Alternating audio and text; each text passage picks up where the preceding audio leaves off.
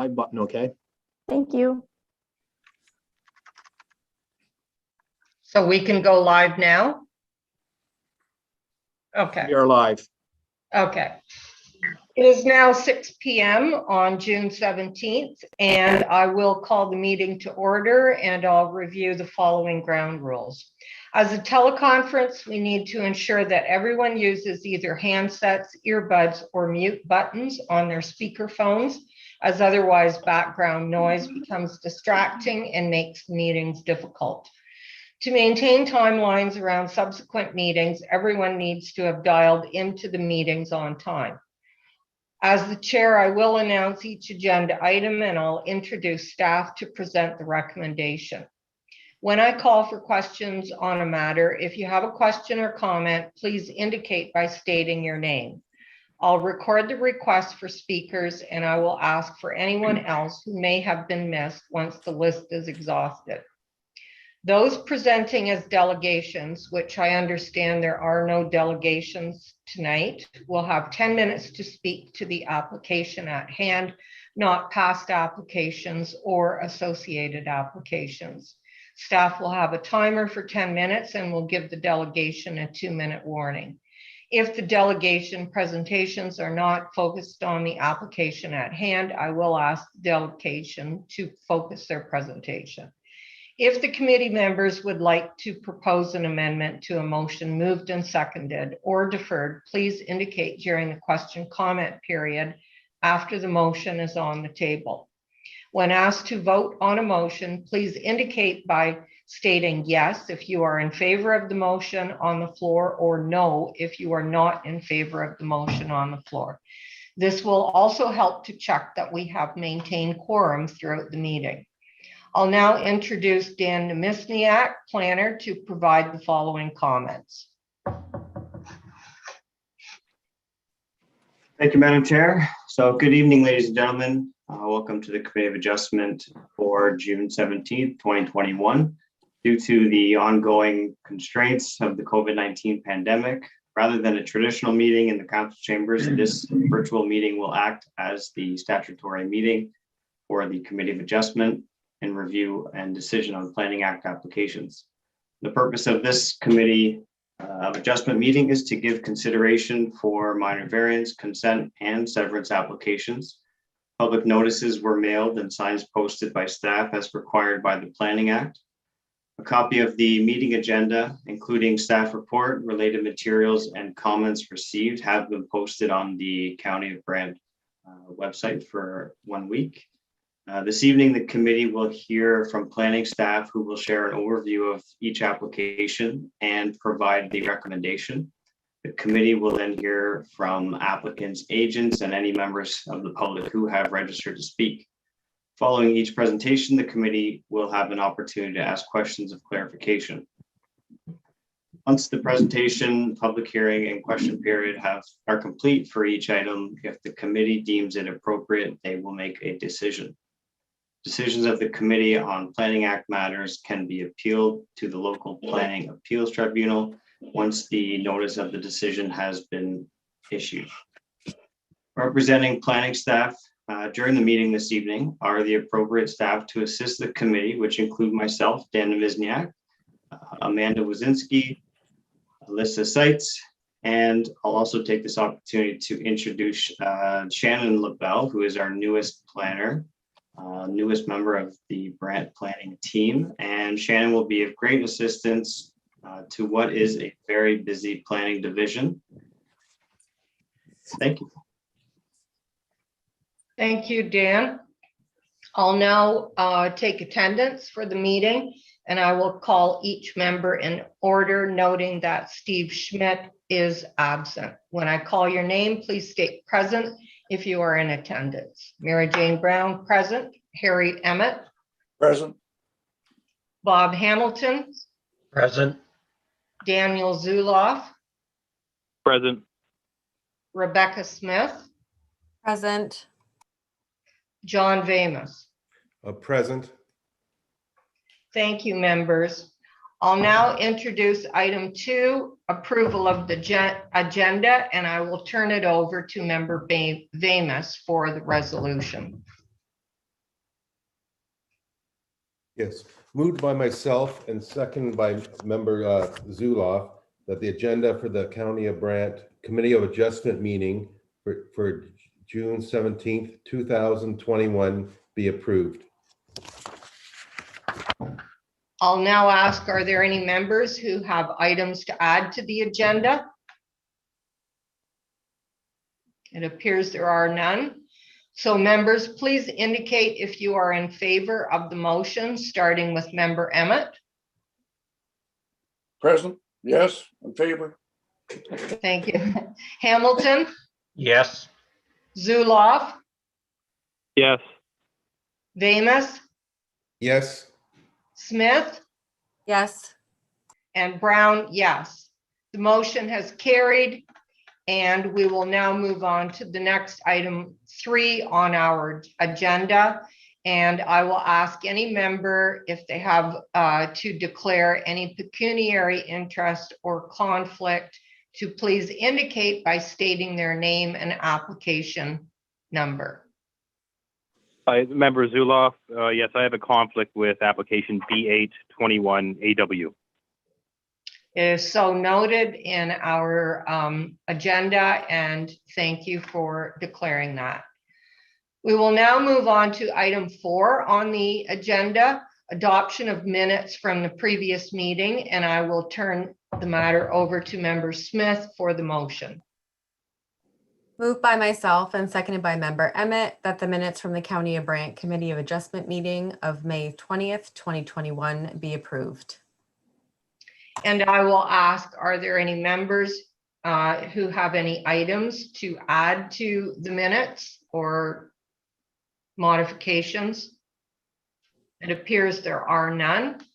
So I'll ask the committee to indicate if you are in favor of the motion, starting with member Emmett. Yes. Hamilton, Yes. Zuloff, Yes. Vamus, yes, Smith, Yes. Brown, yes. The motion has carried. We will now move on to item 5, which there are no business rising from the minutes. And we will start on item 6 with the first item on our agenda of public hearings. And I'll now introduce that item 6.1 report CA 21-34 for application A921 AW from IBI Group on behalf of Watts Pond Development Corporation, owners of lands described as concession 2, part lot 32 in the former town of Paris. And I will turn the matter over to Amanda Wazinski for her presentation. Can you just confirm you can see my screen? Yes, I can see it. Perfect. All right, thank you. Through the chair, an application for minor variance has been received from IBI Group on behalf of Watts Pond Development Corporation. In terms of the proposal, the applicant is requesting relief from section 8.2, table 8.3 of the zoning bylaw in regards to interior side yard setbacks. The subject lands are located within a future subdivision near the intersection of Oak Avenue and Woodsley Avenue and have been identified as block 55 throughout this process. Through the respective subdivision and rezoning applications and ultimately the OMB decision, site-specific provisions for reduced lot areas and frontages to facilitate future townhouses were implemented. It is my understanding the applicant is applying for reduced interior side yard setbacks of 1.5 meters and rather than a minimum of 3 meters to implement the intention of the OMB decision, but also to finalize the overall engineering design for the subdivision. I do note original discussions with the agent indicated an additional townhouse was to be constructed on this block as a result of reduced setback.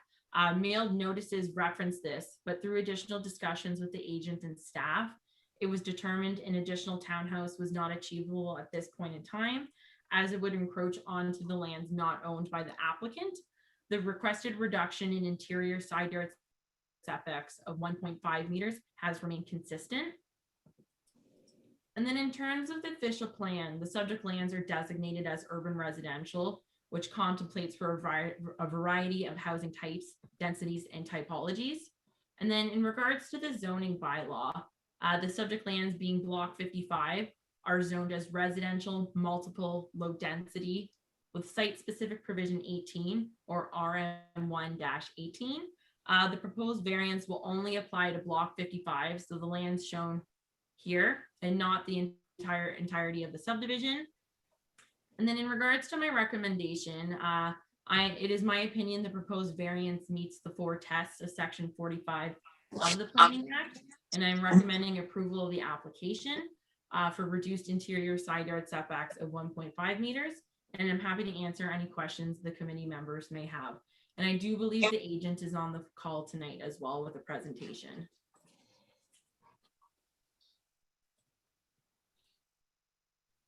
Thank you, Amanda, for the presentation. I'll now ask if the applicant is available on the phone. Can they please identify themselves and start their presentation? Thank you, Madam Chair. My name is John Arians. I'm a registered professional planner with the IBI Group, and I'm here on behalf of the owner of this property. If I could share my screen, I just have a couple of drawings that help explain this application as well.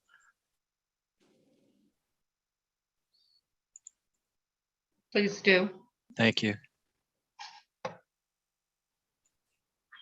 I hope you can all see this. This is block 55. It's proposed and it's zoned for 20 freehold or 20 street townhouse units. This is the original configuration. And you can see that the side yards between the 3 blocks of units is 3 meters to a lot line and then 3 meters to the building. In total, these townhouses would be set back 6 meters, which is 20 feet, and that is a fairly substantial side yard. What we are asking for is simply permission to reduce that side yard from 3 meters to 1.5 meters. So the total separation between the blocks, instead of being 6 meters or 20 feet, would only be 3 meters or 10 feet.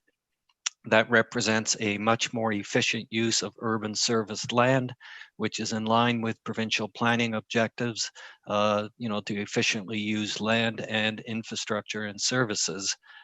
The resulting configuration would look something like this, and as Amanda has indicated, it would result in 1 additional townhouse dwelling unit being able to insert within the blocks. So it's a minor variance application to simply reduce the side yard.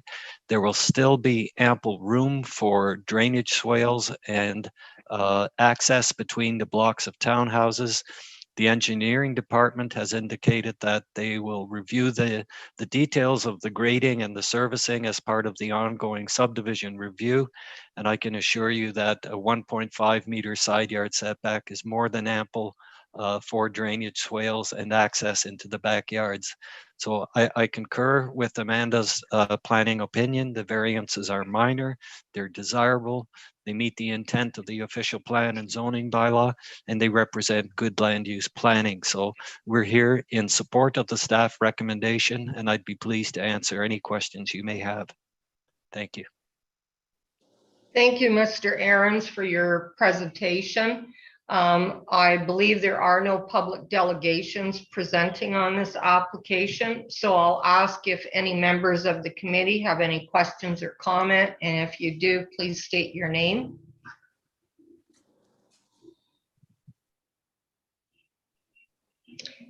Member Zuloff, through the chair to the applicant. I'm wondering, okay, so you mentioned that with the 1.5 meter setback, there'd still be 3 meters between the buildings and the adjacent block, which would be enough for the drainage. But would that not still require an easement with the adjacent property? Through the chair, the drainage on each of the end units should be self-contained within the lot. There still is 5 feet to accommodate drainage. If we do have to accommodate drainage on both side yards together, there is an opportunity for an easement, and that would be addressed as part of the subdivision process. So when we register the plan, if any drainage easements are required, they would be done so at that time, sir. Okay, thank you. You're welcome. Thank you, Mr. Zuloff. Are there any other questions or comments from the committee? Member Hamilton here, through the chair to the applicant. In here, it's been referenced a couple times, the OMB decision PL 160014. Is that for the overall subdivision or this specific block in it? I'm just, it's been issued, but we have no information on it. So I was just curious if you could clarify it, please. Certainly, my pleasure, sir. Through the chair, of course. When we applied for the draft plan of subdivision, the Brookfield development to the east was just recently draft plan approved, and the position of planning staff of the day was that the subdivision application was premature until such time as Brookfield was a lot closer and the pipes and the services were there. We didn't agree with that position, and our client appealed it to the Ontario Municipal Board, and the board agreed with us that it was appropriate to grant draft plan approval. So that decision applied to the entire subdivision. The board issued draft plan and zoning approvals, and then of course we still had to wait for the Brookfield development to come closer, but for all intent and purposes, the subdivision was draft approved and zoned accordingly. So that's kind of the background as to what happened then, sir. Thank you. You're welcome. Thank you for the information. Are there any further questions or comments from the committee members? Madam Chair, if I may, I just wanted to correct one discrepancy in the staff report. And the report refers to the property as having 123 meters of frontage and 3,707 square meters in area. The actual frontage is 141.4 and the actual area is 4,257.04. So I just wanted to correct that as well so that we had the right information as part of the record. Thank you. Thank you for providing that. I'll request that staff, Amanda, it's so noted. Thank you. Thank you. And with that, I will now move on to, I will turn it over to Member Hamilton for the recommendation. Thank you, Chair. Moved by myself, seconded by Member Smith, the application A9/21/AW from the IBI Group on behalf of Watts Pond Development Corporation at 836 Watts Pond Road be approved as outlined in the staff report CA-21-34. Thank you, Member Hamilton, for the motion. I will now ask the committee to indicate if you are in favor of this motion, starting with Member Emmett. Yes. Hamilton, Yes. Zuloff, Yes. Vamus, We may have to wait a little bit. Yes, What time is it supposed to be on? I'm not quite, well, the meeting started at 6. Could I ask whoever is providing that background noise, to please mute your microphone? yes for Vamus. Okay, thank you. Smith Yes. and Brown, yes. The motion has been approved. The application has been approved, and we will now move on to item 2 Thank you. on our agenda. Thank you, Mr. Ahrens, for the presentation. I will now introduce item 6.2, CA 2147 staff report for application A1121DN from Sharon and Scott Anderson, Cheryl Lee Farms, Inc., owners of lands known as Part Lot 7, Range 3, EMP 25, municipally known as 25 Myers Cough Road, former township of Brantford. And I will turn the application over to Dan Nemisniak for the presentation. Thank you, Madam Chair. So this is a minor variance application which is required in order to facilitate the construction of a second boiler or poultry barn parallel to the existing barn. So the subject lands are located on the east of the village or hamlet of Birch, east of Cockshut Road towards the end of Myers Cough Road within the former township of Brantford. The subject lands identified in red on your screen have a frontage of approximately 212 meters, a depth of 921 meters, and an approximate area of 36.7 hectares. The subject lands currently contain the existing poultry barn, which has an area of 2,694 square meters, and surrounding land uses are agricultural in nature with some low density estate style lots within the hamlet. The subject lands are designated agricultural and zoned agricultural. So this minor variance application is requesting relief to permit a street setback of 20 meters where a minimum of 25 meters is required. And the minor variance also seeks relief from guideline number 39 of the OMAFRA MDS separation documents, which would permit the new structure to be located 20 meters to a road allowance, to the nearest road allowance, where 35 meters is required. So this application is required in order to facilitate the construction of that second poultry barn parallel to the existing, which was previously established through a previous minor variance application back in 2010. So the application or the applicants are unable to meet the required setback distances for technical reasons due to both a change in elevation and the presence of a water course that is regulated by the GRCA. So I've three images up on the screen.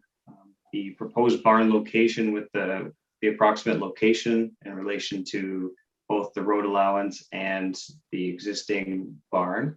And then I've identified, it's a little bit difficult to see, I've identified the water courses and the contours. You can see the area of the proposed barn is much flatter area than the surrounding area in the immediate area. And I've also drawn some dimensions from the water course. So the existing barn, the water course does meander through the property. So there's approximately 100 meters away from one corner of the existing barn and approximately 50 meters from the next. So these are the technical reasons why the applicants are proposing the reduced setback. As identified in the comments received from our environmental planner, the new barn, it's recommended that the new barn not be located any closer than the existing barn to that water course. And so that's being maintained with this proposal.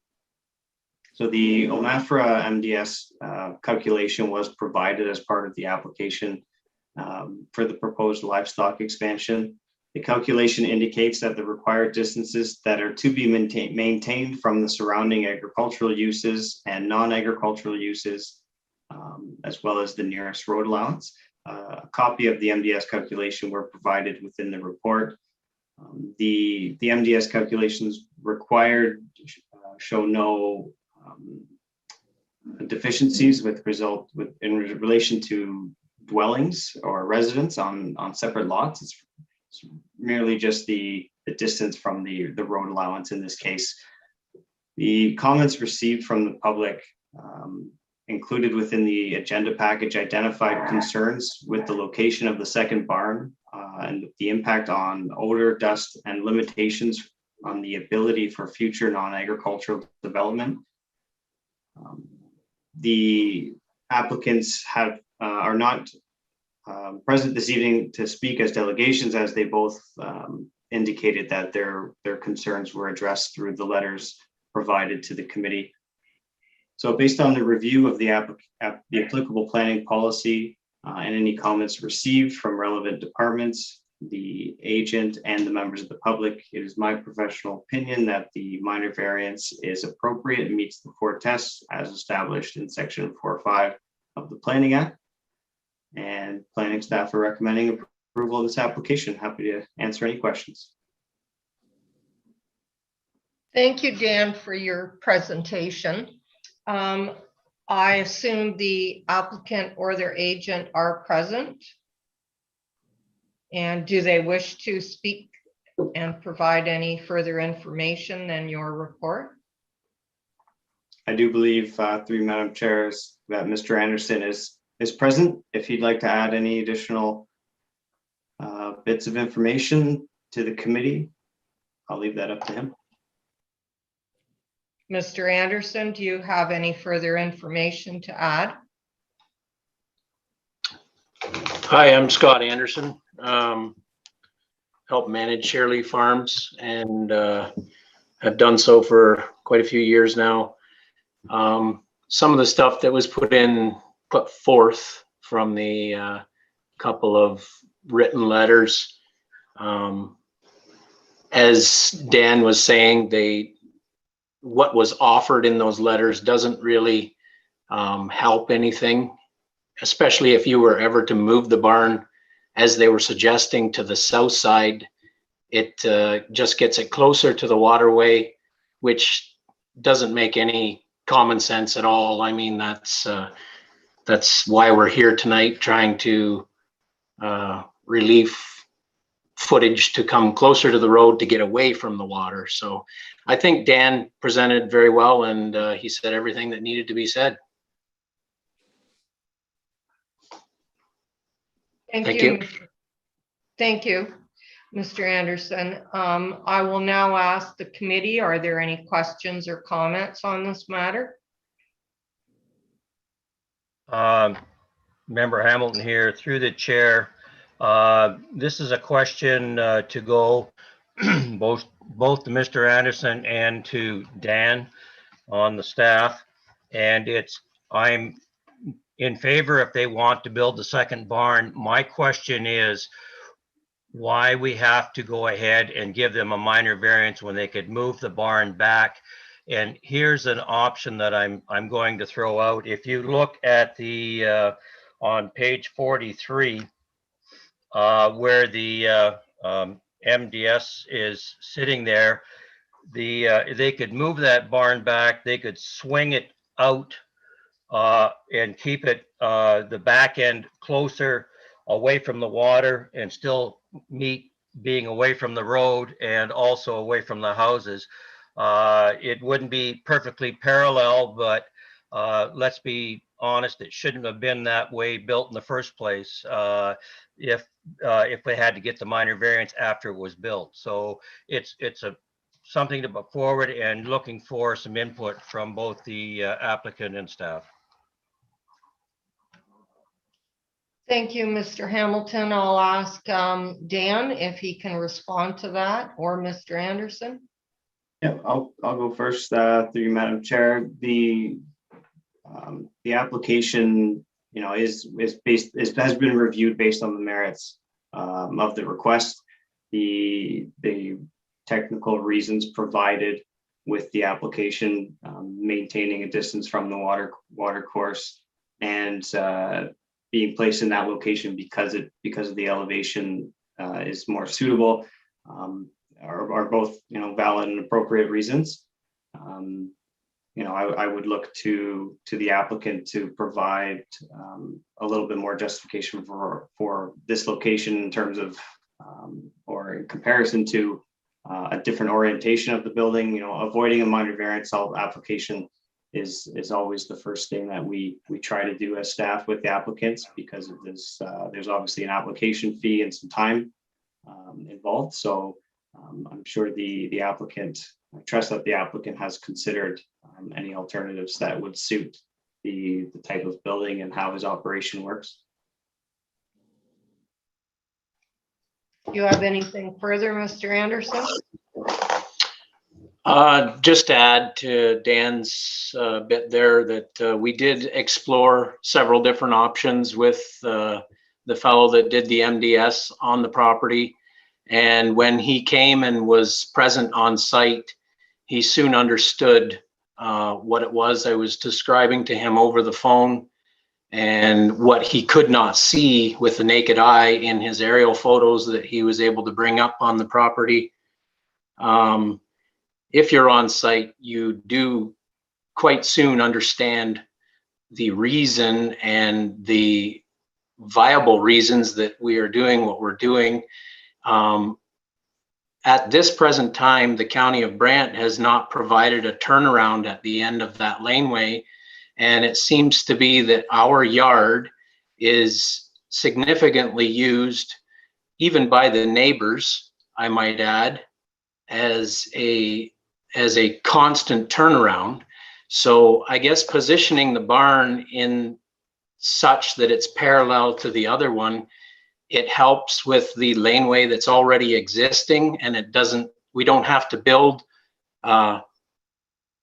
If we were to shift the barn or move it over or put it on an angle, as was maybe brought forth there, that would just bring in multi-levels of more costs and more gravel, more laneway, moving dirt. And I think in the last presentation, it's just a waste of land is what was mentioned. Where it is in there, it's not necessary. Like I don't really have much more to add. That's just what it is. When you see it on site, it makes sense. Thank you. Does that answer your question, Mr. Hamilton? I was on site. I drove that. It is level to the over towards the Myerscough Way, and it would be farther away from the thing if it was on a bit of an angle and back a little farther. The front of the barn could still be within that area to service it for feed and other things. So it's just a point that it would get away from that drop off at the back and level it up, but it wouldn't look as pretty, I guess, from the road. So that was just my point, and I just thought I'd put it forward. So thank you. Thank you, Mr. Hamilton. Are there any further questions or comments from the committee?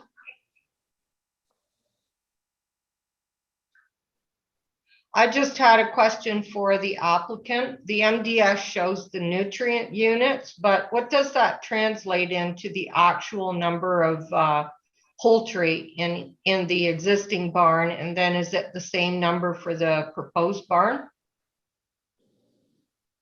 Yes, Madam Chair. It's a very similar barn. As far as number of poultry, it all depends on what size you're growing. If you're growing a large bird, the numbers are less. If you're growing small birds, the numbers are more. So it's. Go ahead. What are the actual or average number of units of poultry you're putting through the barn? So my barn that is currently there on that farm is registered for I believe it's 105,000 kilos of meat. Okay. And the second one would be the very same. That's so that's what they call intense. My barn is registered for intense growing, but I don't grow that much. That's just what it's registered for. Okay. With the CFO. Yes. Thank you. And are there any further comments or questions from the committee? It appears there are none, so I will turn the application over to Member Zulauf for the recommendation. Moved by myself and seconded by Member Vamus, that application A1121DN from Sharon and Scott Anderson, Sheralia Farms, owners of 25 Myerscough Road, be approved as outlined in staff report CA 2147. Thank you, Mr. Zuloff. Members, please indicate if you are in favor of the motion, starting with member Emmett, Yes. Hamilton, No. Zuloff, Yes. Vamus, Yes. Smith, Yes. Brown, yes. The motion has carried. The application has been approved. Thank you for your presentations. I'll now introduce item 6.3 on our agenda, staff report CA 2140 for application A1021DN from George and Patricia Ilkema, owners of lands known as Part Lot 8 Concession 1, municipally known as 32 Lyons Road, former township of South Dumfries. And I will turn the application over to Dan Nemesniak for the presentation. Thank you, Madam Chair. This is another minor variance application that is required in order to facilitate the transition of an existing garden suite into what we now call an accessory residential unit, or an ARU. So the subject lands highlighted in red on the screen are located north of Governor's Road East, west of St. George Road, and the actual property is located at the end of Lyons Road within the former township of South Dumfries. The subject lands have an existing frontage of 9 meters, a depth of approximately 850 meters, and an area of 21 hectares. The subject lands currently contain an existing primary dwelling. I'll just do this. So just to help explain kind of what structures are on the property and how they relate to the application. Number 1 identifies the approximate location of the primary dwelling. The number 2 identifies the location of the existing pole barn. And number 3 identifies that location of the existing additional dwelling, which was established legally as a garden suite. So the surrounding land uses are agricultural in nature. The official plan designation and the zoning bylaw both identify the parcel as agricultural. So the specifics of the minor variance application, the application is seeking relief from the zoning bylaw to permit an additional residential unit, or ARU, to be located 120 meters from the closest portion of the primary dwelling unit, where the zoning bylaw permits a maximum of 40 meters. The application is, as I mentioned, is required in order to facilitate that transition from the existing garden suite to an ARU. The existing garden suite was legally established in 2007 by bylaw to permit a garden suite for a period of 10 years, at that time to be located 70 meters from any existing building on site. So in this case, the new home location identified as number 3 on the second image here was identified as 62 meters from the existing accessory structure. The time frame which permitted the garden suite has since expired, and this application proposes to implement new policies which would permit the second dwelling unit, or ARU, subject to the relief identified with this application. No concerns were raised through the public and technical circulation of the application. A condition of the approval of the application requires that the development agreement that is currently registered on title associated with the garden suite, the condition requests that this agreement be removed from title as it's no longer required. As I mentioned, no comments or concerns were raised by the public as part of the circulation. Based on review of the application against applicable planning policy, planning staff are of the opinion that the minor variance request meets the 4 tests and are recommending approval of the application. Happy to take any questions. Thank you, Dan. Is the applicant or their agent present? Yes, I'm present. Thank you. It's George Yokoma. Thank you. Do you have anything further to add to Dan Misniak's report?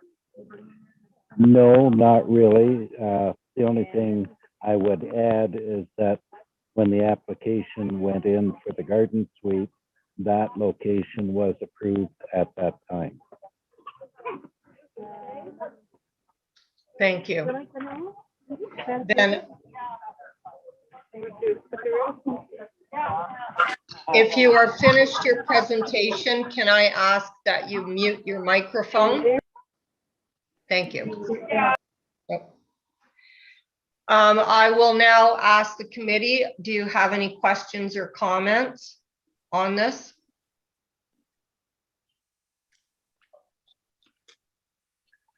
Member Emmett here. Just a comment or a question. Is there any condition that we could put on the property if we allow the second residence to become permanent, since it's not a garden suite any longer, that it can never be severed? Because the layout of the lot there looks like once it becomes not necessary for the owners, it could be severed off quite easily. And I don't know whether we're ready to do that on 50 acres. I will ask staff. Yeah, through Mr. Chair, Mr. Emmett, valid question. As we start to implement these new additional residential units that are permanent, permitted to be permanent, the severance of an ARU in this particular situation, we would rely on the planning policy that would permit new lot creation, and in this instance, being located designated and zoned agricultural, the planning policies are very black and white, and they suggest that new lot creation in the agricultural area is not permitted. So that would be one major hurdle that the applicant would have to get through to permit a severance, and staff would not be able to support that. Does that answer your question, Mr. Emmett? Yes and no. Rules are made to be changed. That's the only thing I was concerned about. To me, it's a nice large house. It's not a small house, and it's well built by the look of it from the road anyway. So I just wonder if there's any condition that I know it'll have to come to this committee to be severed again, but so far, any of those that we've seen that become not necessary for the operation, it's easy to sever it off, and a lot of other. That was my thought too. And perhaps Dan can speak to it. Couldn't it possibly be considered surplus farm dwelling in the future? Another great question, Madam Chair. Again, I think we would rely on the policies that are in place in both the official plan and zoning bylaw. And then again, even at the provincial level, that would identify how the dwelling was established, kind of connect those dots in the history of how this unit was established. And clearly it was not established as the original farmhouse. It's not a primary dwelling. It's clearly identified as a secondary dwelling. And yeah, I don't know how. Great questions. Well, I think you would certainly, we would look at the intent of the policies. Our zoning bylaw does have a year of that the dwelling has to be a minimum of 15 years old. I think it's one of those, we'll have to cross that bridge when we get there, kind of situations to see how these additional residential units are being treated or taken advantage of or abused. So certainly we are able to update policies as these trends start to change, and that's something we will certainly keep our eye on. Thank you. I guess we can't predict the future, but it is an interesting situation. And as was pointed out by Mr. Emmett, rules change as we go along. I'll ask, are there any further comments or questions on this application from the? I would like to make a comment Yes, to Mr. Emmett. The garden suite was built because my son wished to move out into the country, and it was built to be a residence for us, and with the idea that the property would be transferred to him. And then at this point, he has 3 sons who are very interested in also living in the country, but we don't know what the future holds. But the whole idea behind putting up the garden suite, and now hopefully the ARU, is to keep this piece of property in the family for hopefully generations. Thank you. thank you. So I assume there are no further questions or comments from the committee, and I will now turn the matter over to Member Emmett for the recommendation. Oh, just a minute. Yes, gotta find it again now. There.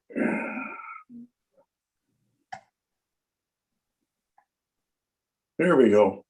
Moved by myself, seconded by Member Hamlin, that A-10-21-DN from George and Patricia Elkema, owners of 32 Lions Road, former township of South Dumfries, as outlined in staff report CA 2140, be approved. Thank you, Member Emmett. Members, please indicate if you are in favor of the motion, starting with Member Emmett. Yes. Hamilton, Yes. Zuloff, Yes. Vamus, Yes. Smith, Yes. Brown, yes. The motion has carried. The application has been approved. Thank you for your presentations. I will now introduce item 6.4, staff report CA 2135 for application B 2121 AW from Dave Rowe, agent, on behalf of Jesse Robert Vicano, owner of lands known as Concession 5, Part Lot 3, municipally known as 1264 Colburn Street West, former township of Brantford, County of Brant. And I will turn over the matter to Shannon LaBelle for her presentation.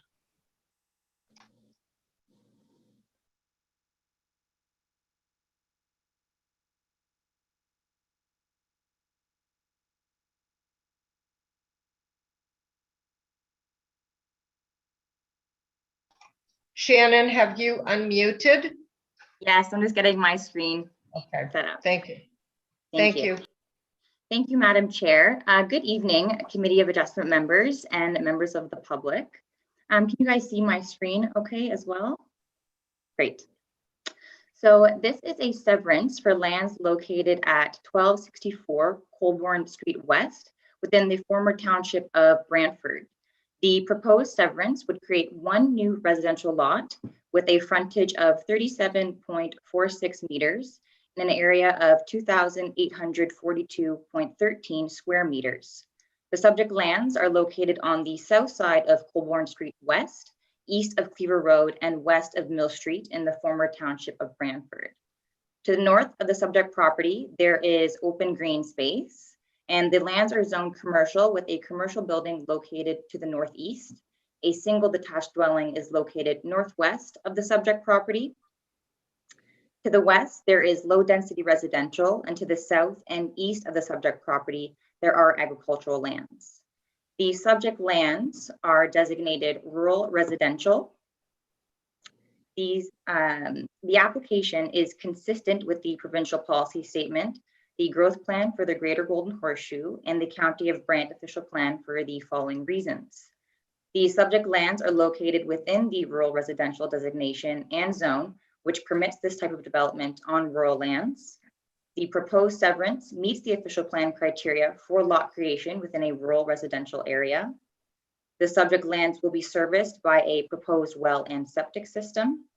The subject lands and proposed lot creation within a rural area is compatible and consistent with the surrounding land uses and lot sizes. The subject lands also have frontages along a public road. The subject lands are zoned as rural residential within the County of Brant zoning bylaw. And the application complies with the County of Brant zoning bylaw as the severed and retained lot satisfied development standards for the rural residential zone. However, I would like to note that a minor variance will be needed for relief of the proposed and retained lot area, as well as the proposed lot frontage. No public comments were received for the application, and staff are supportive of the consent application as it is consistent with the provincial policy statement, conforms to the growth plan for the Greater Golden Horseshoe, is in conformity with the County of Brant official plan, and complies with the County of Brant zoning bylaw, and therefore staff recommend approval of the application subject to the attached conditions. Thank you, Shannon. Is the applicant or their agent present? Yes, Dave Rowe. I'm the agent for the applicant.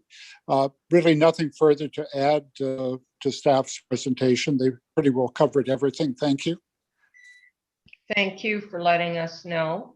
And there are no public delegations tonight. I'll now ask, are there any members who would like clarification or have a question or comment on this application?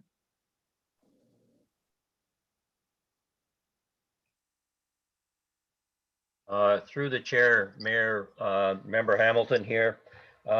And it could go to staff or it could go to Mr. Rowe. Just wondering what roads department, I guess it's now the engineering department, for them to put a driveway in, from that standpoint, it looks to be like a, I don't know, 10, 12, 15 foot drop from the road side of the road to the bottom of that. And you're either going to build your house in the bottom of a low area there, or you're going to build it back farther. Just how do you get out on a driveway there without and make it safe, I guess, to get onto that road, Colbert Street?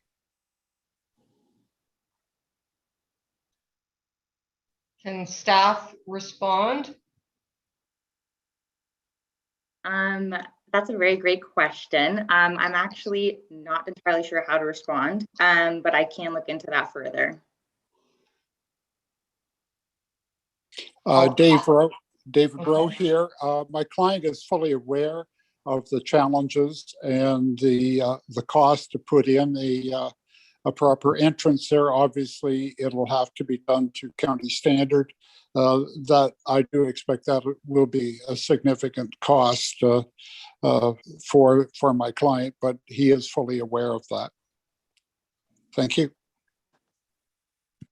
Does that answer your question, Mr. Hamilton? I guess it does. And then if I look at condition 5 that states there 0.3, the site alternation permit, they're definitely going to have to bring in additional fill in order to, you know, make that safe entrance and everything. So I guess it may be covered under that portion of the condition there, but it's going to be quite a challenge, as Mr. Rose said. So leave it like that, and thank you for the information. Thank you.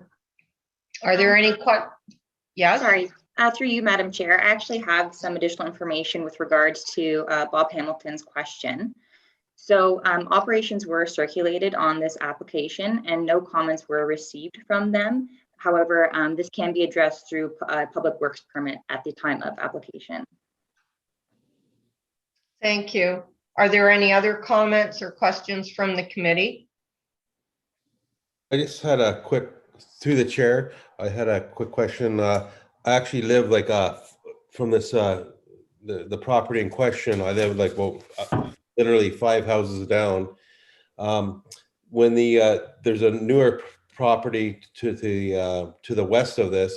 When that went in, it was the same problem. The elevation was just, I don't know, very challenging, and somehow they did it. And they built the house there. But I see this is the same thing as Member Hamilton. It requires a lot of fill, and it's going to be pretty challenging. But it was the same problem on the neighboring property many years ago. They built a newer house, which just recently sold. But it's the same type of thing. It's yeah, the elevations are are pretty crazy there. But it was done at the neighboring property, so I don't know. There must be some way to do it for this property also. Thank you for your comment. I had a question. I guess the reason the lots are L-shaped is because of the significant drop in elevation. When I looked at the drawing, I wondered why it just wasn't drawn on a straight line, the proposed severed lot line. The intention was to increase the lot area of the lot in question. So it was more trying to even the lot areas of the two lots to kind of try to keep them more consistent. Okay. Thank you. Then are there any other comments or questions from the committee? It appears there are none, so I will turn the application over to Member Smith for the recommendation. Thank you. Moved by myself and seconded by Member Emmett, that application B21-21-AW from David Rowe, agent on behalf of Jesse Robert, the owner of 1264 Colburn Street West, as outlined in staff report CA-21-35. Thank you, Member Smith. Members, please indicate if you are in favor of this motion, starting with Member Emmett. Yes. Hamilton, Yes. Zuloff, Yes. Vamus, Yes. Smith, Yes. Brown, yes. The motion has been approved by the committee. The application has been approved. Thank you for the presentations.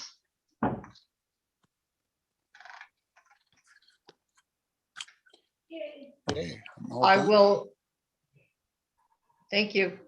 I will now introduce item 6.5, staff report CA 2136 for application B2221 DN from David Clement, agent on behalf of Colin Elkin and Kim Pitbaldo, owners of lands known as Plan 579, part lots 3 and 7, RP 2R3010, Part 1, RP 2R6079, Part 1, municipally known as 5 Bernice Road, former township of Brantford, and I will ask Dan Nemesniak to complete his presentation now. Thank you, Madam Chair. This is a consent application, as you mentioned, proposing to create one new residential lot within the secondary urban settlement area of Mount Pleasant. The subject lands are located on the north side of Ellis Ave, on the west side of Bernice Street, within the secondary urban settlement area of Mount Pleasant. The subject lands are currently the subject lands currently contain an existing single detached dwelling, having a frontage of 58 meters, an approximate depth of 56 meters, and an approximate area of 3,105 square meters. The surrounding land uses consist of a low-density residential development on either partial or private services. and agricultural related uses outside of the settlement area. So as I mentioned, the official plan designation is suburban residential, and the zoning is also suburban residential. This consent application proposes the creation of one new residential lot within the settlement area of Mount Pleasant, proposed on partial services once municipal water is available.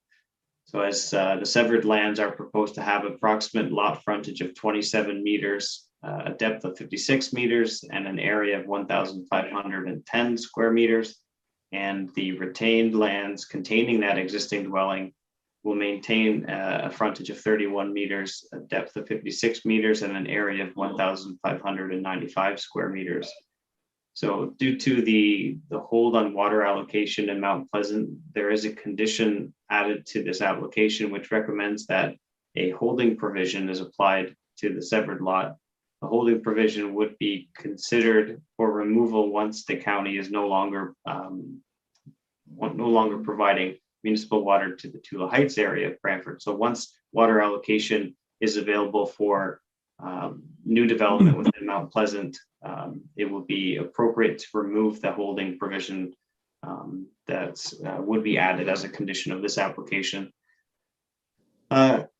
Comments were made from one resident during a phone call I had with a resident in the area who had concerns about the related development of this parcel being used as a commercial business. This applicant has not expressed this intent. However, commercial businesses, limited types and scale, would be permitted under the provisions related to home occupations. With that being said, planning staff are recommending approval of consent application B2221, as the lot is compatible and consistent within the context of the existing development. And overall, the proposal is consistent with provincial policy and in keeping with the general intent of both the official plan and zoning bylaw. Happy to answer any questions. Thank you, Dan, for the presentation. I'll ask if the applicant or their agent are present and if they have further information to add to Dan's report. Thank you, Madam Chair. Jay Hitchon on behalf of the applicant, and to respond to the concern raised by a neighbor, there is no intent for any commercial development, and certainly nothing beyond what would be available to the person who had the concern. It would all be within the zoning bylaw provisions, only possibility being some form of limited home occupation, but that's certainly not the intent. The applicant has facilities, substantial facilities in the city of Brantford.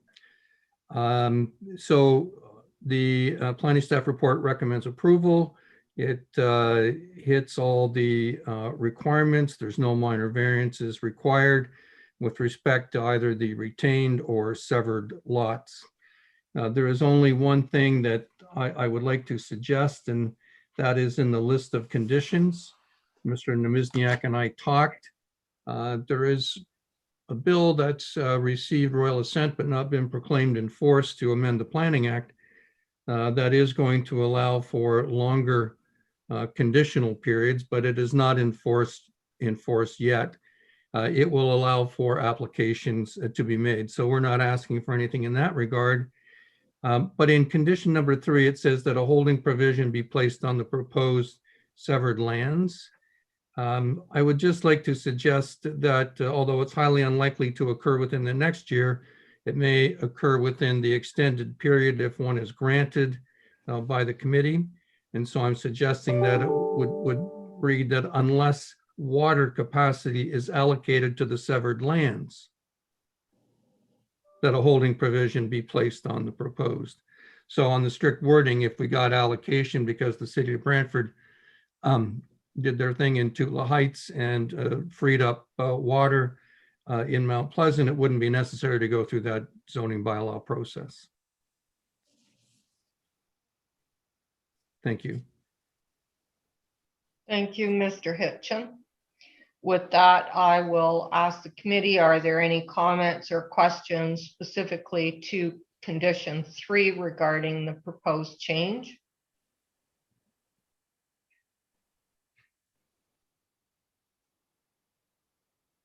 It appears there are none from the committee. I will then ask staff. Oh, yes. Sorry, I just had one question through you to staff, if I can.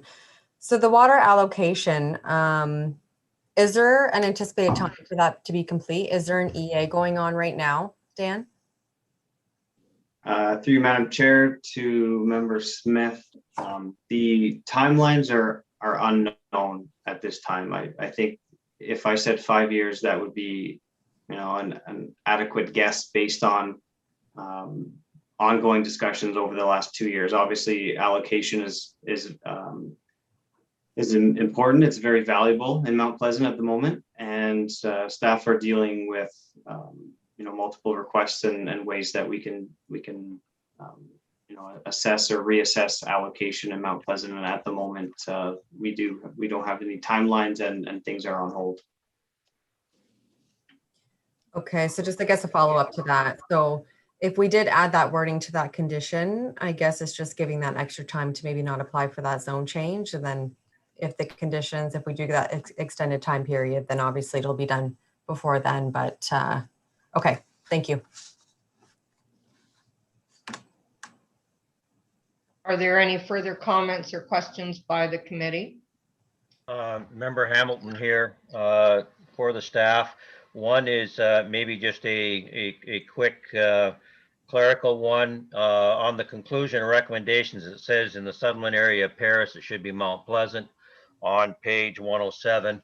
That's just a minor thing to be done, but I do have a question concerning condition 4. And I just want to get a better understanding where the well is to be decommissioned as per the MECP. What is that? The only reason I'm asking is if you don't have water in place else, why would you decommission the well? But if it has to be done within a year of this, I'm just trying to understand all the moving parts. So I put it through the chair to staff. Yep, Madam Chair, through you, Madam Chair, to Member Hamilton. It's a good question. The timing of the decommissioning of the well, perhaps the committee, staff can recommend to the committee that they add some wording just to confirm whether that, obviously you can't decommission a well if the existing dwelling is currently using it, but the finalizing of that severance application cannot be finalized if that existing dwelling is utilizing that well. Mr. Hitchon, can you confirm kind of some of the discussions or perhaps other staff members who have been involved in this application can add any information that might be helpful to confirming or interpreting this wording?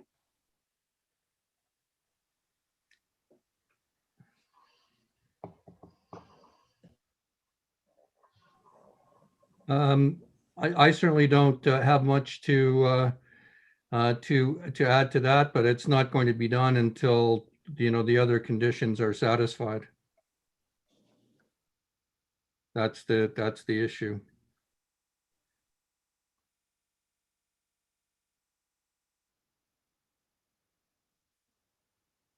Through the chair, Rebecca here, if I can just ask a question. Just with this water allocation, so it just seems a little bit premature for the severance. So I'm wondering, so we don't get tied up with maybe the applicant having to come back to request an extension with that condition. Is the county ever, do they ever entertain maybe an undertaking that be done? Say that water allocation isn't approved within the time these conditions have to be met. Can we add that to that condition?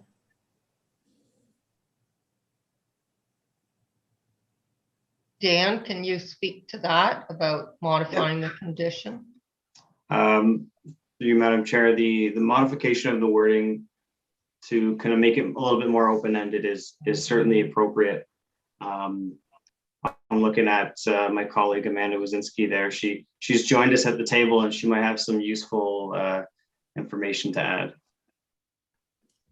Thanks, Dan. And through the chair, through my discussions with operations and development engineering on just Mount Pleasant in general, not specific to this property, they felt comfortable entertaining severances of single lots in Mount Pleasant, as long as we put the holding provision on the severed lot, just due to the servicing allocation.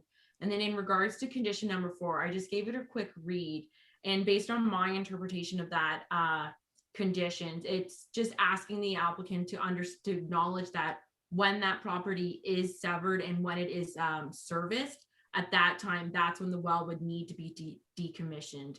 Until servicing is in place, the dwelling can continue to use that well, but once the servicing is available, that well would need to be decommissioned at that point in time. At least that's my interpretation of that condition, just based on the discussions I've had with members in operations, development, engineering, just on Mount Pleasant in general, not specific to this property. Then would you consider the wording of condition 4 to be specific enough? Because it doesn't really refer to timelines or the fact that services would be provided to the severed lot and then the well is decommissioned. Through the chair, if the committee wishes to amend the condition and add additional wording or remove wording, that's entirely within your purview. Should the committee see fit, they can add that wording that I believe it was Member Smith had suggested. They are able to do that. I believe it was the intention of development engineering to keep that wording a little, I don't want to say loose, but for lack of a better term, loose, just due to the unknown timing of the reallocation from Tutela Heights from the city of Brantford. Thank you then. And then with that, I'll ask the committee, are there any more comments or questions on this? Member Hamilton here. Just to put it forward, I noticed on the severed lot, there is a building, a garage of some sort, plus a car cover or something like that. Through the chair to staff, has there been discussion of taking those down at the time that the severance is finalized? Through you, Madam Chair, to Member Hamilton, I have discussed this and received confirmation from the applicants that those accessory buildings that are located on the severed lands would be removed. And I do have some general wording available that we can add to this list of conditions if the committee wishes to. Thank you. Is that all the questions and comments from the committee?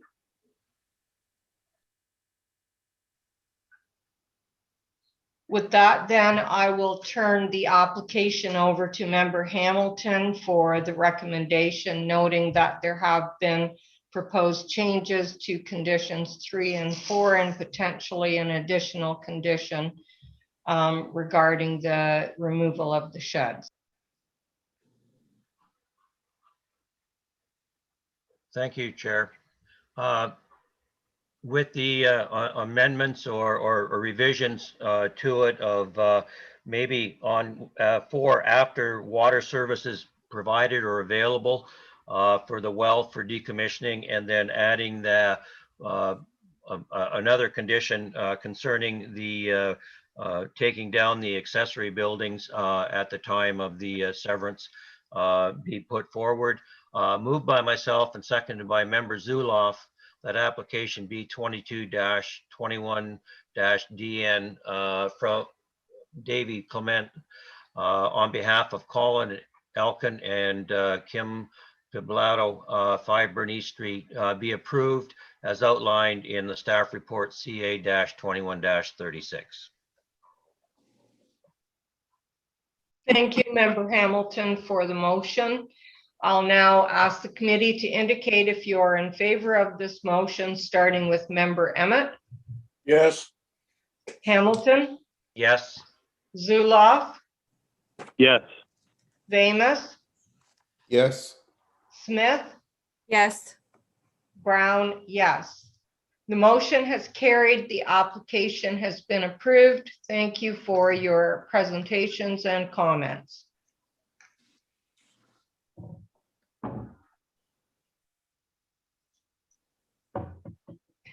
I'll now introduce item 6.6 on the agenda, staff report CA 2139 for application B821AW from Stephanie Slayman on behalf of Prolific Estates Limited, care of Brian Slayman, owner of lands described as concession 10, part lot 3 in the former township of Burford, known as 48 Fairfield Road.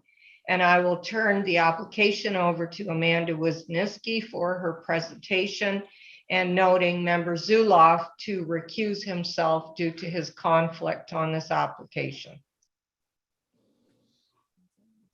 Can you just confirm that you can see my presentation okay? Yeah, perfect. All right, so thank you through the chair. An application for severance has been received from Stephanie Slayman on behalf of Prolific Estates for the lands municipally known as 48 Fairfield Road in the former township of Burford. In regards to the proposal, the applicant is requesting to sever an area of approximately 16.18 hectares to facilitate the construction of a greenhouse for the purpose of growing cut flowers for wholesale and auction customers. The retained lands are expected to have an area of approximately 35.02 hectares and will continue to be farmed. To facilitate the construction of the greenhouse, the applicant has participated in multiple planning processes, including a pre-consultation meeting in 2020, a rezoning application in May 2021, and are currently proceeding through site plan control. The subject lands are located on the east side of Maple Avenue South and on the north and northeast of the Maple Avenue South and Fairfield Road intersection. And then in regards to the official plan, the subject lands are designated as agricultural, which contemplates for greenhouses. And then in regards to zoning, through the rezoning application, the applicants established site-specific provisions, which included permissions for the respective parcel sizes being sought through this severance. The site-specific provisions included the permission for a dwelling on the severed parcel, which staff confirmed with OMAFRA is acceptable. And the site-specific provisions reflected the current industry standards. The rezoning application was approved by the Planning and Development Committee on May 4th of this year and was also ratified by Council on May 25th. I do note the appeal period expired today and no appeals were received. And then in regards to my recommendation, I'm recommending approval of this severance application, and I'm happy to answer any questions the committee members may have. Thank you.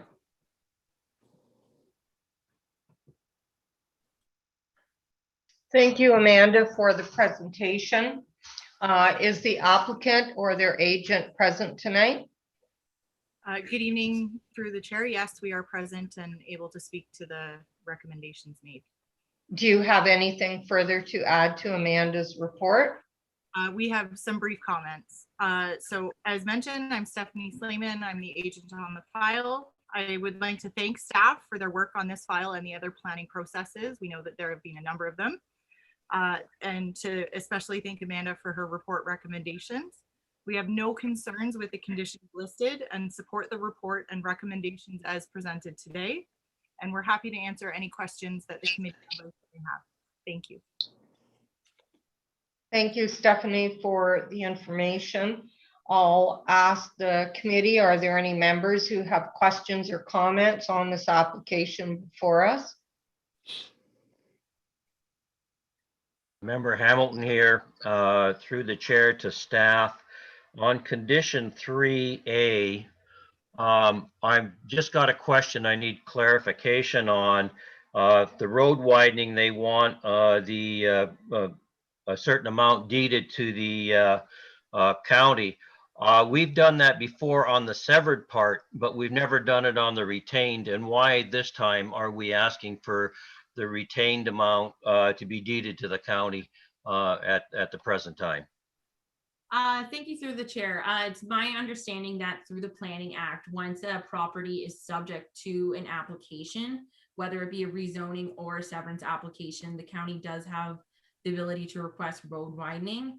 And on this application, development engineering through their site inspections and through the policies they have determined that a road winding along the entire frontage would be appropriate. As a follow-up question, through the chair to Amanda, in the past, because it's zoned agricultural, the county will pay for that land that's being taken from it versus in town and things like that. It's just gathered up and put into the county's bounty, and no affiliation or compensation is done. So is it true with being agricultural, they would be compensated in the future if it did go that way? Thank you through the chair. We do have policies that speak to compensation. In regards to this application, I would need to confirm with development engineering on how the calculation is performed, and if compensation is to be expected, I can confirm that with the agent and the applicants as well. Okay, it's just in the past, it's always been part of the condition, or not in the notes, not actually in the condition itself, but in the notes it claims that. So from an agricultural perspective, I'm just trying to be fair as they try and build their business out there. So thank you. Noted. Thank you. Thank you, Mr. Hamilton. Are there any further questions or comments from the committee members? It appears there are none, so I will turn the application over to Mr. Vamus for the recommendation. Thank you. Moved by myself and second by member Hamilton that application B8-21-AW from Stephanie Sleeman on behalf of Prolific Estates Limited, Cole Brian Sleeman, owner of 48 Fairfield Road, be approved as outlined in the staff report CA-21-39. Thank you, Mr. Vamus, for the motion. Committee members, please indicate if you are in favor of this motion, starting with member Emmett. Yes. Member Hamilton, Yes. Vamus, Yes. Smith, Yes. Brown, yes. The motion has carried. The application has been approved. Thank you for your presentations.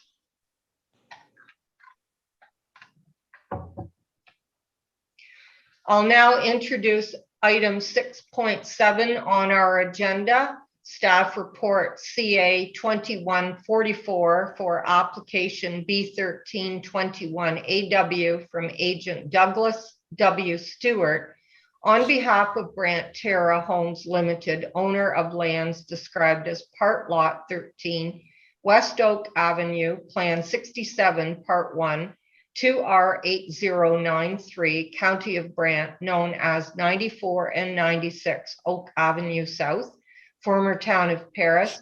And I will turn this application over to Shannon LaBelle for her presentation.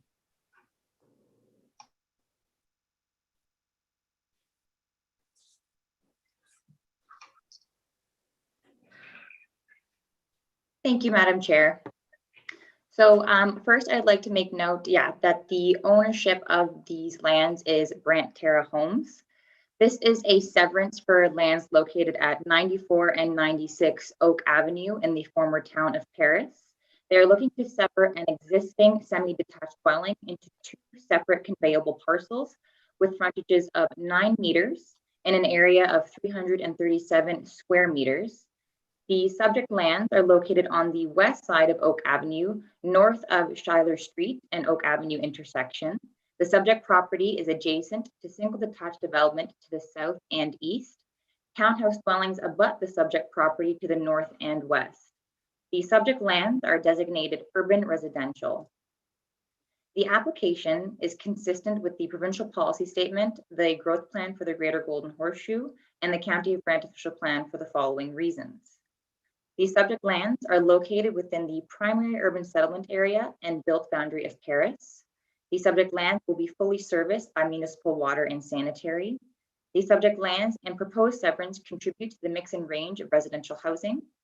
The urban residential designation contemplates for development that is compatible and in keeping with the character of its surroundings. The proposal allows for increased density within the built boundary, and the subject lands have frontages along a public road. The subject lands are zoned as residential singles and semis within the County of Brant zoning bylaw. The application complies with the County of Brant zoning bylaw as the severed and retained lots satisfy all development standards of the residential singles and semis zone. No public comments were received for the application. Staff are supportive of the consent application as it is consistent with the provincial policy statement, conforms to the growth plan for the Greater Golden Horseshoe, is in conformity with the County of Brant official plan, and complies with the County of Brant zoning bylaw, and therefore staff recommend approval of the application subject to the attached conditions. I would like to note that condition number 3 has already been satisfied.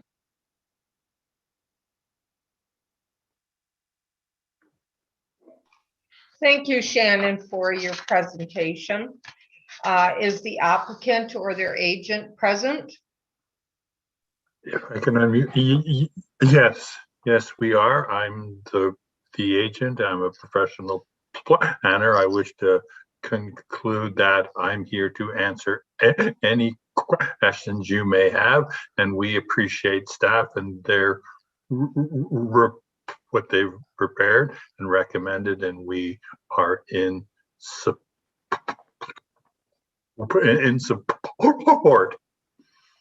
Thank you, Mr. Stewart. Do you have any further information to add to Shannon's report? I don't. I believe her report is quite comprehensive. We reviewed the terms of conditions and we understand them, and there are a couple of them where we've already satisfied them, and when we proceed to get, if it's approved and stamp the deed, we'll confirm it. Thank you. I will ask the committee members, are there any who have questions or comments on this application?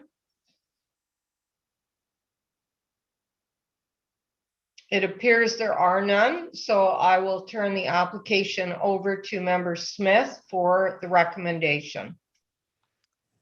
Moved by myself and seconded by Member Emmett, the application B29-21-DN from Douglas Stewart on behalf of Brant Terra Homes Limited of 94 and 96 Oak Ave be approved as outlined in staff report CA 21-44.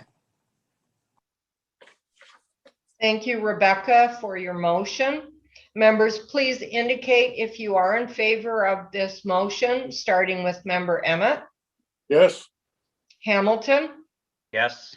Zuloff. Yes. Damus. Yes. Smith. Yes. Brown, yes. The motion has carried. The application has been approved. Thank you for the presentations. I'll now introduce item 6.8 on our agenda, staff report CA 2137 for application B2321DN from John W. Forsyth, applicant on behalf of Julia Forsyth, owner of 40 Wellington Street, former town of Paris, and I will turn it over to Shannon LaBelle for her presentation.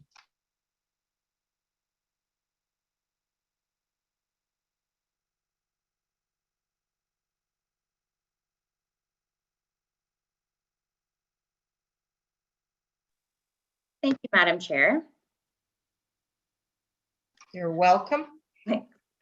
This is a severance for lands located at 40 Wellington Street in the former town of Paris. The proposed severance would create one new residential lot with a frontage of 19 meters and an area of 550 square meters. The subject lands are located on the south side of Wellington Street and to the west side of Jefferson Street, north of the Jefferson and Spruce Street intersection, within the primary settlement boundary of Paris, having frontage along the south side of Wellington Street and the west side of Jefferson Street. The subject property is surrounded by low-density residential with single detached dwellings in all directions. South of the subject lands on the south side of Spruce Street, the lands are designated employment with commercial buildings along Spruce Street. The subject lands are designated urban residential. The application is consistent with the provincial policy statement, the growth plan for the Greater Golden Horseshoe, and the County of Brant official plan for the following reasons. The subject lands are located within the primary urban settlement area and built boundary of Paris. The subject lands will be serviced by municipal water and sanitary. The proposed severance meets the official plan criteria for infill and development. The proposed severance considers and complements the character of the existing neighborhood within the urban residential designation. The subject lands have frontages along a public road. And the subject lands are zoned as residential, singles, and semis within the County of Brant zoning bylaw. The application complies with the County of Brant zoning bylaw as the severed and retained lots satisfy all development standards of the residential, singles, and semis zone. No public comments were received for this application.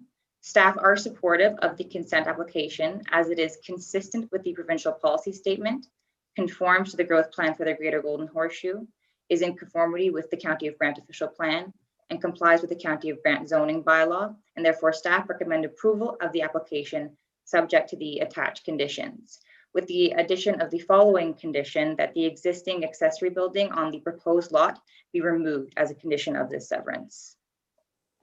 I'd be happy to answer any questions. Thank you, Shannon, for the presentation. Is the applicant or their agent present for any further information? Yes, it's John here. Thank you. Do you have any further information to add to Shannon's report? Not really. I'd just like to thank the committee and Shannon. It's been my privilege to work with her, and I hope everything will be approved. I tried to keep everything within the boundaries of what everything is needed for the severed lot. So I'd like to thank you. Thank you. Then I'll ask the committee members, are there any who have any questions or comments on this matter? Member Hamilton here, through the chair to staff. Condition number 10, can I get a bit of an explanation on that, or even from the applicant, I guess? Just to understand, I thought we would end up splitting it, not putting it together. It's maybe confusing to me, or maybe somebody can clarify for me, please. Through you, Madam Chair, to Member Hamilton, I can actually speak to that. So I was informed by our member in legal saying that there were 2 pins associated with this property when there should have only been 1. But in order to clean up the title, the 2 pins need to be consolidated. Okay, so thank you. So basically then legal and the owners will look after that, but the conditions there just to make sure it does happen prior to the severance, correct? Through you, Madam Chair, to Member Hamilton, that is correct. Thank you. Thank you for the question. Are there any further comments or questions from the committee? Member Zuloff, through the chair to staff. I believe, Shannon, did you mention that the existing shed, the accessory structure, was going to be removed upon severance? I thought you'd mentioned that at the beginning, but I may have missed that. Not a problem. Through Madam Chair to Member, I actually can't see your name, so sorry. Zuloff, sorry. Yes, so that will be removed as a condition of the severance. Okay, that doesn't appear to be in the conditions right now. It is not. Unless I missed. So that will be added to the conditions then that we're voting on? Through you, Madam Chair, yes, that'll be correct. Okay. Yeah. All right, thank you. Thank you. Are there any further questions or comments? It appears there are none, so I will now pass the matter to Member Zuloff for the recommendation, noting that the conditions now have an additional number 13 for the removal of the shed. Moved by myself and seconded by Member Hamilton that application B23-21-D9 from John Forsyth, applicant on behalf of Julia Forsyth, owner of 40 Wellington Street, be approved as outlined in staff report CA-21-37. Thank you for the motion, Member Zuloff. I'll now ask committee members to indicate if you are in favor of the motion, starting with Member Emmett, Yes. Member Hamilton, Yes. Zuloff, Yes. Vamus, Yes. Smith, Yes. Brown, yes. The motion has carried. The application has been approved. Thank you for your presentations. I will now introduce item 6.9 on our agenda, staff report for CA 2124, 4 applications, B9, B10, and B39 to 21, DN from Catherine and Seppo Ruska, owners of lands legally known as Part Lot 27, Concession 2, municipally known as 81 West River Road, Paris. And I will turn the application over to Dan Nemisniak for his presentation. Thank you, Madam Chair. As you mentioned, this consent application with a few moving parts. This is an application to propose the creation of 2 new residential lots, as well as establish an access easement over a portion of the subject lands. So as you can see on your screen, the subject lands are located on the north side of West River Road, east of Bailey Drive, within the primary settlement boundary of Paris. The surrounding land uses consist of low-density residential development to the south and to the west, and agricultural related uses outside of the settlement boundary. The subject lands are currently vacant and have a frontage of 60 meters, an approximate depth of 80 meters, and an area of 0.5 hectares.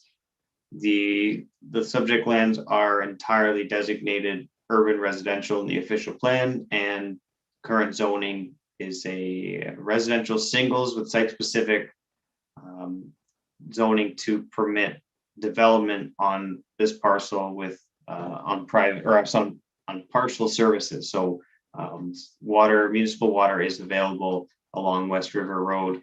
However, the lots would have to provide enough room to accommodate a septic system. So this application of the subject lands at 81 West River Road, along with the abutting parcel at 73 West River Road, were previously subject to a zoning application to request that a specific request to develop these lands on partial services with municipal water only, having a minimum lot frontage of 20 meters and a minimum lot area of 1,200 square meters. So the consent applications B9 and B10 propose the creation of the 2 lots on partial services. All the retained lands, as well as the 2 new lots proposed, would have that for minimum required frontage of 20 meters and minimum lot area of approximately 1,200 square meters. The review from our environment or our engineering division identified that the lot, here I'll switch this slide for you. So the retained parcel was not able to maintain or provide for safe sight lines along the frontage of the retained parcel, as well as a good portion of the proposed severed lot 2. And this is because of the bend in the road as you leave Paris along West River Road. So the proposed easement or consent application to establish the access easement was added late in the review, which is the reason why the application numbers don't quite line up. But essentially, this easement is required to facilitate vehicular access to the retained lands over proposed severed parcel number 2. So through the circulation of the application, no public concerns were with the proposed development were raised.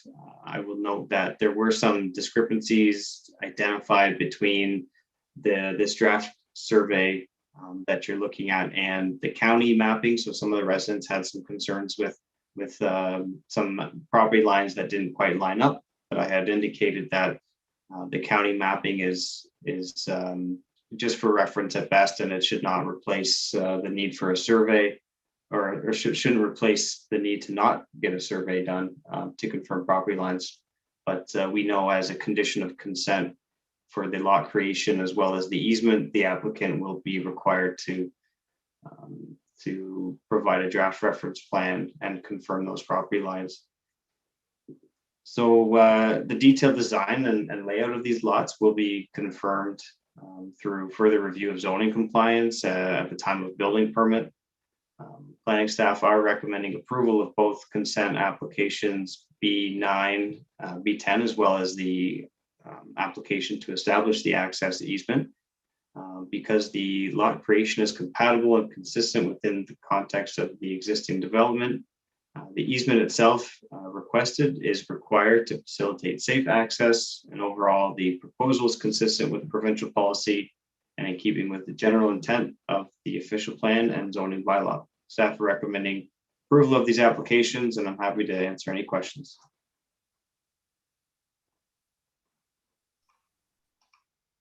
Thank you, Dan, for your presentation. Is the applicant or their agent present for any further information?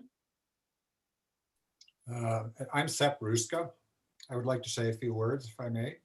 Yes, please go ahead. Okay, thank you, Madam Chair. We believe that dividing a 60 by 60 meter parcel into 3 lots is a good use of the land. These lots would be more generous in size than your typical subdivision lots, but not overly large. And we believe that when developed, they will be a nice transition from the country into the settlement area, which I believe will be developed into a subdivision. And certainly from the standpoint of its current condition, it will look a lot better because it has been left untended for quite a few years. And I'd like to thank Dan and his staff for their considerable assistance in bringing this application to this point. Thank you. Thank you, Mr. Ruska. Are there any further comments or questions from the committee? Member Smith, if I can. Please, go ahead. Through the chair to staff, I just noticed something and maybe it can just be added to the condition. I'm just wondering under severed lot 2, so it's B1021. And then under condition, I think it should read condition 3 there. It's just suggesting that the access easement should be created prior to obviously severing that lot. I think it also needs to read that the access easement as well as severed lot 1 needs to be created concurrently, just in case that say the lot for the severance 1 doesn't occur, it's really being created regardless with the middle lot being severed. So I just think we should add some wording in there to say that B1921 is also created under condition 3, if we can. Yeah, through Madam Chair, happy to modify that wording to tie those applications together. Thank you. Thank you. Are there any further comments or questions from the committee members? May I say something? Yes, Mr. Ruska. I believe that the mapping, as Dan alluded to, is incorrect in that it shows the parcels being 80 meters deep. They're in fact 60 meters deep, as more accurately shown on the sketch. And I think that was a cause way back of an environmental look, because that area back there has some vegetation on it that was of concern to the county. So the map that came up initially looks like it's been scaled at 80 meters, whereas it's 60 meters. I see Dan nodding. I think he's aware of that. So, thank you. You're welcome. That doesn't impact any of the conditions though, does it, Dan? Through you, Madam Chair, no, it does not. The area requirements and frontage have been taken from that more accurate draft survey that was provided with the application. Thank you. Are there any further comments or questions from the committee? It appears there are none, so I will turn the application over to Member Emmett for his.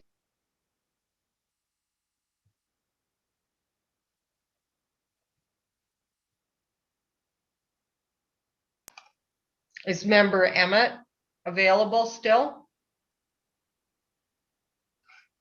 Okay, I'll try. The sound's been cut in and out pictures. So anyway, 10 and 9 from Catherine and Seppo Ruska.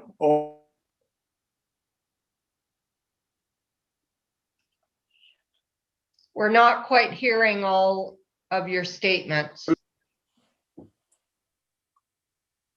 Mr. Emmett, if you would like to just turn your video off, it might help with your signal strength to get your audio out.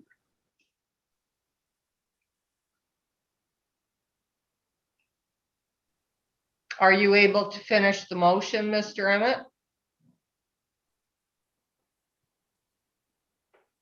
Keeps cutting in and out. Since we As are, all night. okay, since we are recording and Member Smith is the second, could I just ask that she voices the motion and refers to you as the second so that we do have it recorded, the entire motion? Please go ahead, Member Smith. Sounds good to me. Okay, thank you.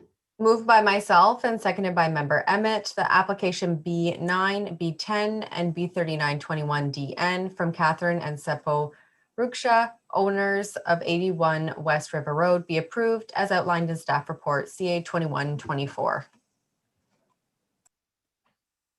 Thank you, Member Smith.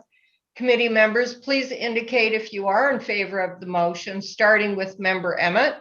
Yes. Hamilton, Yes. Zuloff, Yes. Vamus, Yes. Smith, Yes. Brown, yes.